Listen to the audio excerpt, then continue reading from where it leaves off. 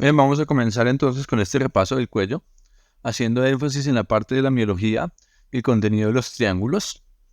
Vamos a comenzar entonces mirando la porción o la miología del cuello, recordando que el cuello tiene dos grandes triángulos, un triángulo anterior, que lo vamos a estar delimitando por el borde anterior del esternocleidomastoideo, el borde inferior de la mandíbula y la línea media del cuello, y un triángulo posterior que va a estar delimitado por el borde posterior del esternocleidomastoideo, el borde superior de la clavícula y el borde anterior del músculo trapecio. Cada uno de estos triángulos va a tener unos subtriángulos en los cuales hay contenidos vasculares, nerviosos y viscerales importantes y que vamos a ir revisando a medida que vayamos avanzando. Vamos a comenzar entonces revisando la parte de la miología, entendiendo primero el músculo más superficial, que es el músculo platisma.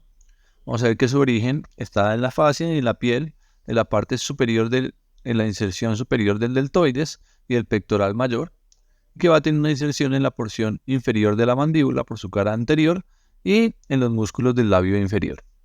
Va a estar inervado por la rama cervical del nervio facial y va a hacer una acción, básicamente se nota mucho cuando los hombres están afectándose, que es la acción de tensar la piel del cuello para permitir que se haga un poquito más evidente.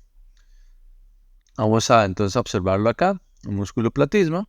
Vemos toda su inserción, su parte distal bastante amplia, y sabemos que se considera uno de los músculos pellejeros, como ya habíamos dicho, inervado por el nervio facial. Muy bien, el otro músculo, punto importante de referencia, el esternocleidomastoideo. Su origen entonces va a estar dado en el esternón y la parte media de la clavícula, el tercio medial de la clavícula, y va a terminar en el proceso mastoideo del hueso temporal y en la línea nucal superior.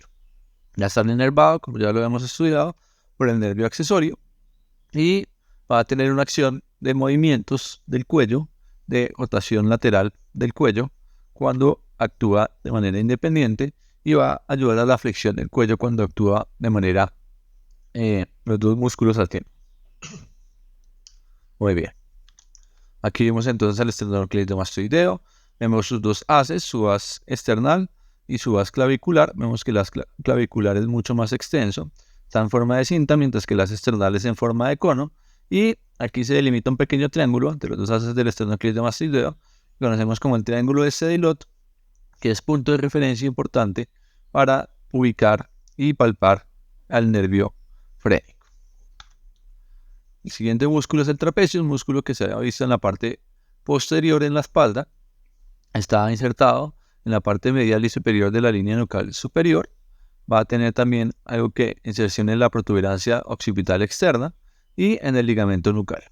Y la parte de la espina de C7. Va a terminar en la porción lateral de la clavícula, en el acromión y en la espina de la escápula.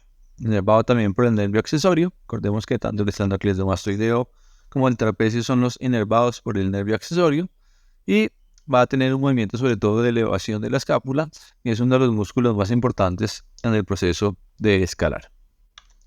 Aquí lo vemos atrás, al músculo trapecio.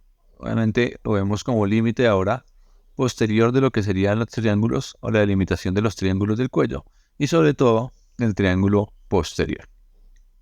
Vamos a comenzar entonces a ver ya los músculos más específicos del cuello. El primero, los supraoideos, el digástrico con sus dos vientres, un vientre anterior y un vientre posterior. El vientre anterior, recordemos que se inserta en la fosita digástrica de la mandíbula y termina en un tendón intermedio. Y el vientre posterior va a insertarse en la ranura mastoidea del hueso temporal y también va a terminar el tendón intermedio. Importante que recuerden que el vientre anterior va a estar inervado por el nervio miloioideo, que es una rama de B3, es decir, del nervio mandibular, y que el vientre posterior va a estar inervado por el nervio facial. Cuando actúan juntos, van a levantar el hueso ioides para el proceso de deglución, y actuando con los demás músculos infraoideos, fijan el hueso ioides, provocando soporte para el movimiento de la lengua. Entonces son dos vientres. Vamos a observarlos acá. El vientre anterior. Observamos acá su vientre posterior y vemos como este tendón intermedio tiene un ojal, por donde pasa o le hace un ojal a este músculo, que es el estiloideo, y permite de alguna manera el paso del tendón hacia la parte posterior. Entonces es el músculo digástrico, que es uno de los principales músculos suprayoideos. Continuamos entonces con el estiloideo. Su nombre mismo lo dice, se inserta en la apófisis estiloides del hueso temporal y termina en el hueso ioides, como vimos, haciendo un ojal sobre el tendón del músculo digástrico. Está inervado también como el vientre posterior por el nervio facial y va a tener que ver con llevar el hueso ioides hacia arriba y hacia atrás durante el proceso de la deglución. Ese es el estiloideo. Aquí lo vemos, ya lo hemos demarcado. Tenemos su ojal. Siempre es importante que lo tengan en cuenta y cómo se insertan el ioides en parte de las astas del ioides y que viene también de la apófisis estiloides. Vamos a mirar entonces ya los músculos infrayoideos. Primero vamos a ver los superficiales. El más lateral de los superficiales se llama el músculo omoioideo. También se diferencian dos vientres, un vientre superior y un vientre inferior. El vientre superior proviene del cuerpo y de las astas del hueso ioides, y el cuerpo inferior se inserta en la parte superior del borde superior de la escápula, medial a la escotadura de la escápula. Ambos van a terminar entonces en el tendón intermedio y van a estar inervados por el asa cervical, así como la mayoría de los músculos infrayoideos. Estos músculos tienen que ver con la depresión de la laringe y el hueso ioides, ¿sí? Y también van a ayudar a la elevación de la faringe, ¿sí? O son elevados por la faringe durante el proceso de deglución y durante el proceso de la fonación. Aquí vemos entonces el vientre superior del omoioideo, vemos su tendón intermedio y aquí vemos el vientre inferior como se dirige hacia la escápula. Vemos entonces estos dos musculitos. El otro músculo es que el más medial es el esternoioideo, va a estar en la parte posterior del manubrio del esternón y en la parte media de la clavícula, y por eso en algunos libros lo encuentran como el esternocleidoioideo. Se va a insertar en el cuerpo del hueso ioides, va a estar inervado también por el asa cervical, y lo que hace es deprimir todos estos músculos infrayoideos. Lo que van a hacer es descender, ¿sí?, el hueso ioides.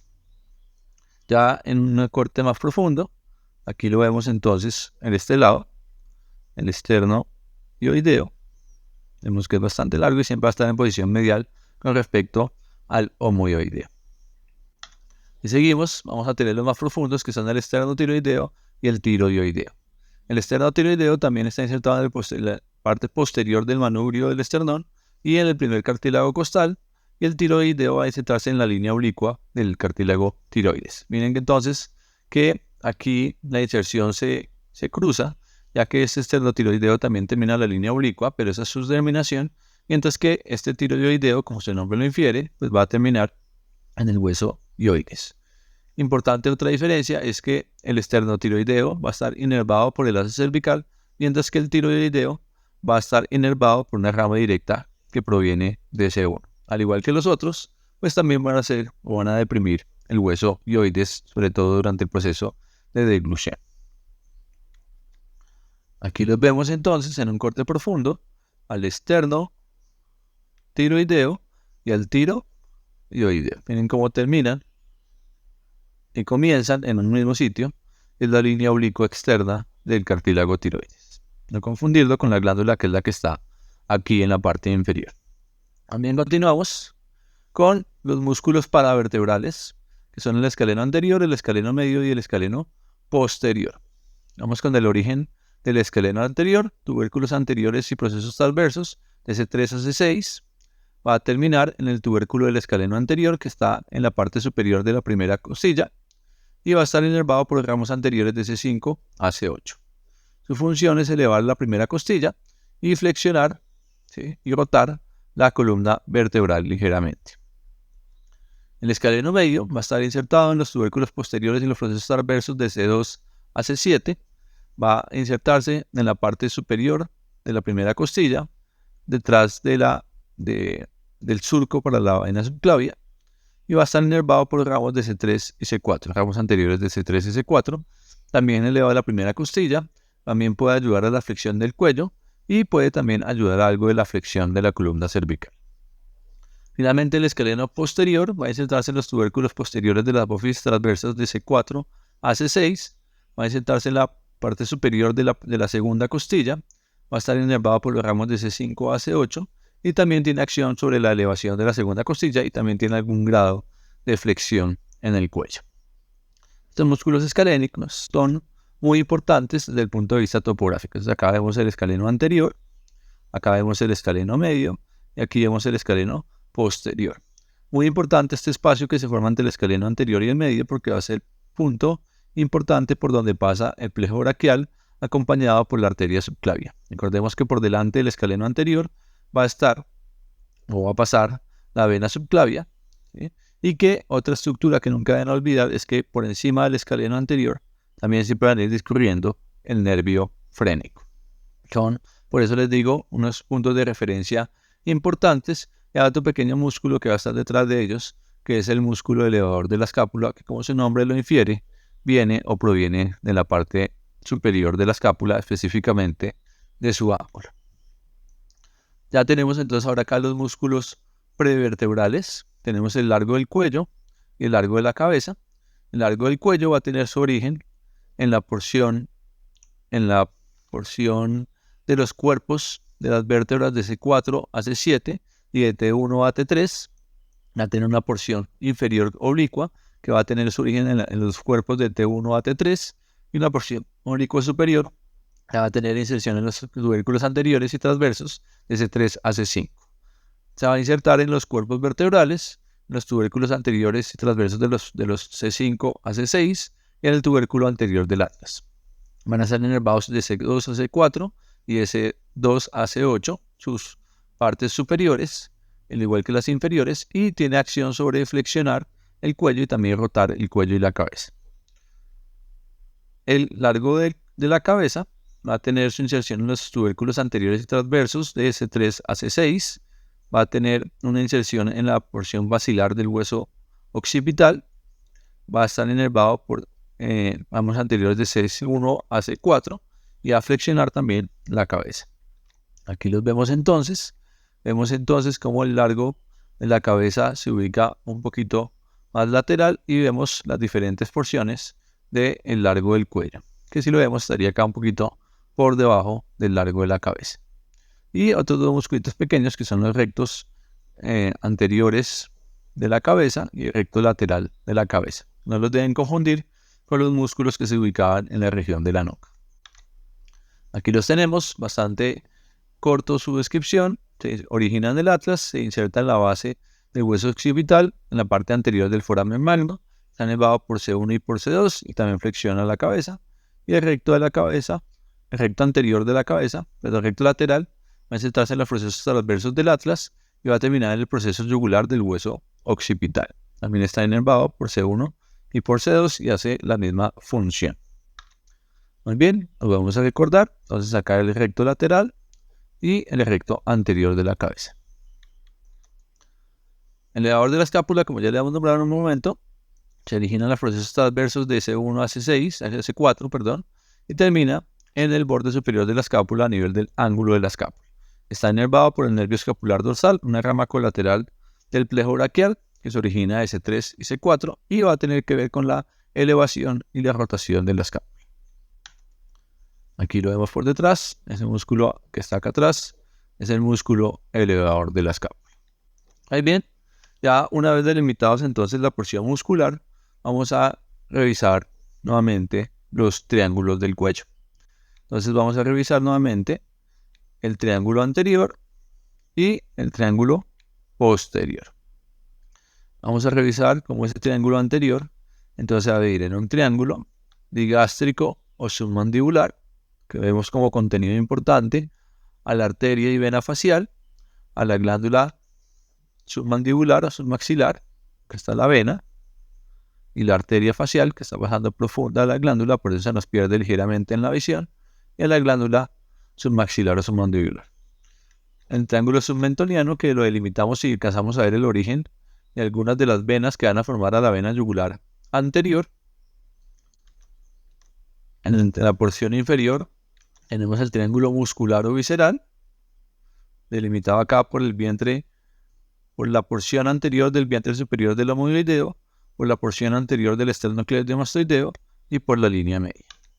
Y el triángulo carotídeo, que va a estar delimitado por el vientre posterior del digástrico, el vientre superior, la parte posterior del vientre superior del omoideo y el borde anterior del músculo esternocleidomastoideo. Como vemos en este triángulo carotídeo, van a estar las ramas de la carótida externa y va también a estar pasando el nervio vago dándose un nervio laringio superior. Y también se forma la vena yugular interna. El triángulo posterior va a estar delimitado básicamente por estos dos triángulos, el triángulo occipital o homotrapecial y el triángulo supraclavicular, que lo ven de color verde en este momento. Vemos que uno de los contenidos importantes de este triángulo occipital es el nervio accesorio o espinal y que también este esternocleidomastoideo es un punto de referencia importante para algunas estructuras, sin embargo ya lo vamos a profundizar después. Aquí vemos nuevamente este esquema, un resumen de los triángulos para que no los olviden. Es muy importante que los ubiquen porque eso les va a ayudar a la ubicación topográfica en el cuello. Continuando entonces, vamos a mirar algunos triángulos pequeños que deben recordar. Primero los vamos a esquematizar y le vamos a colocar los nombres para que ustedes los vean. Entonces tenemos el triángulo de Pirogov, delimitado por el borde posterior del músculo ileogloso, por parte superior del vientre intermedio del digástrico y por el vientre inferior del músculo miloideo. Ahí, por ahí, el fondo de ese triángulo, vemos cómo está pasando la arteria lingual. Aquí en este triángulo, que es el de Beclar, vemos que la parte inferior es el hueso dioides, que la parte superior es el vientre posterior del músculo digástrico y que la parte, digamos, esta porción es la parte posterior del músculo ileogloso. Este está delimitando y está permitiendo el paso del nervio hipogloso. Y finalmente el triángulo de Farabeuf, que tenemos el tronco tirolingofaringofacial, la parte inferior del nervio hipogloso y la parte de la vena yugular interna, que nos va a delimitar las ramas de la carótida externa en el cuello.